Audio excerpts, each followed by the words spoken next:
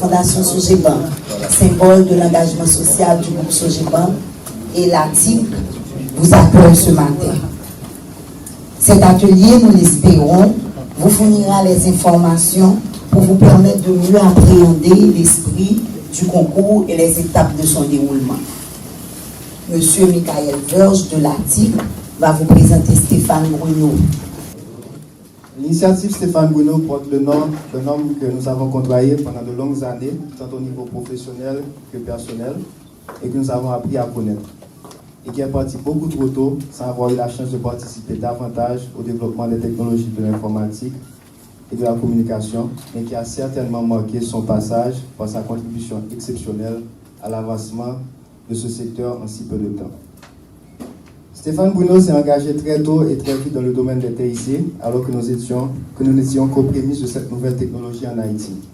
En effet, l'Internet n'a qu'un peu plus de 25 ans et à ses débuts, Stéphane avait vite compris la portée que ceci pouvait avoir pour le développement du pays. Il a ainsi contribué à la vulgarisation de l'Internet et des TIC en Haïti, même dans les communautés les plus reculées, et a créé de nouveaux services, notamment les services financiers électroniques. Stéphane a travaillé à mettre en place le domaine HT et a également évolué dans le secteur de l'e-gouvernance. Il a voulu ouvrir Haïti au monde des nouvelles technologies et y a bien réussi.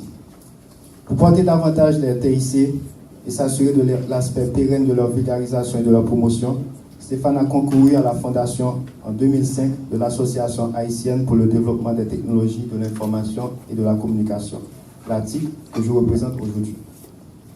Stéphane était l'un des principaux porteurs de ce projet et a joué le rôle de coordonnateur au cours des réunions initiales avant de devenir le premier directeur exécutif de cette association. L'ATIC est un forum large et équilibré regroupant l'ensemble des acteurs impliqués dans le domaine des technologies en Haïti.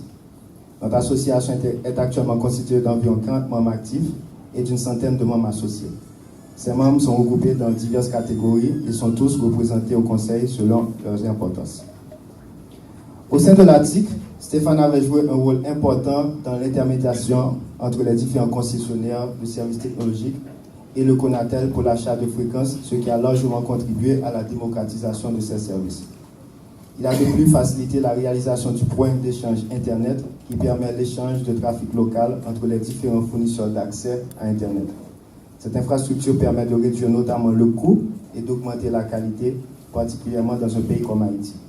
Aujourd'hui, à travers cette infrastructure neutre, des contenus de fournisseurs comme Google, ou YouTube, Netflix et Akamai sont accessibles en cash en Haïti sans passer par la bande internationale.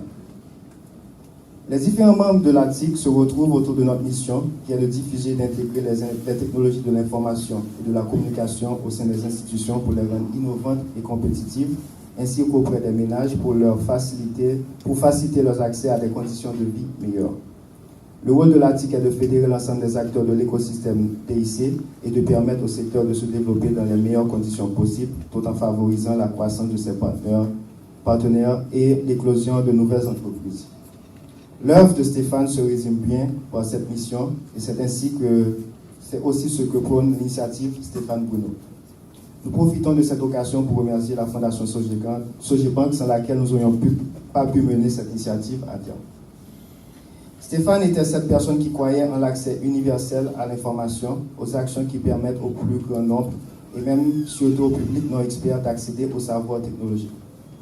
En ce sens, Stéphane était un vrai chercheur qui voulait transmettre aux autres, et particulièrement aux jeunes, sa passion et ses connaissances pour qu'elles survivent au passage du temps, mais aussi pour favoriser la création d'un écosystème propre au monde des TIC. Il louait les opportunités qu'offrait l'Internet, particulièrement aux pays jeunes comme Haïti. Avant sa disparition, Stéphane était devenu un spécialiste de la FinTech. Le domaine de la FinTech cherche à repenser le modèle de la finance et de la banque grâce à l'innovation technologique afin de rendre ces secteurs plus simples et plus accessibles tout en proposant des services de meilleure qualité et moins coûteux. Stéphane était un jeune, on ne peut plus qu'haïtien, qui bien n'ayant fait aucune étude particulière sur le sujet, s'est intéressé très tôt au TIC. Il avait une vision très large de l'avenir des technologies en Haïti, mais aussi dans le monde. Il fut un vulgarisateur hors norme et même un gourou pour certains. Stéphane était le genre de personne qui pouvait se faire remarquer sans faire de bruit. parce que sa force résidait dans son travail et dans les réussites qui en ont découlé. L'aura de Stéphane fut tellement important qu'il est devenu un ambassadeur TIC à l'international, que son apport au monde des technologies est reconnu et célébré par d'autres que nous. Stéphane est la preuve que la jeunesse haïtienne, que vous représentez aujourd'hui, peut certainement avoir un impact aussi bien sur le plan national qu'international. Ce sont ces qualités que nous voulons promouvoir et cultiver chez nos jeunes, chez vous, à travers cette initiative pour qu'ils poursuivent le travail de Stéphane en encourageant le développement des TIC en Haïti, en favorisant l'inclusion et en modernisant ainsi cet écosystème.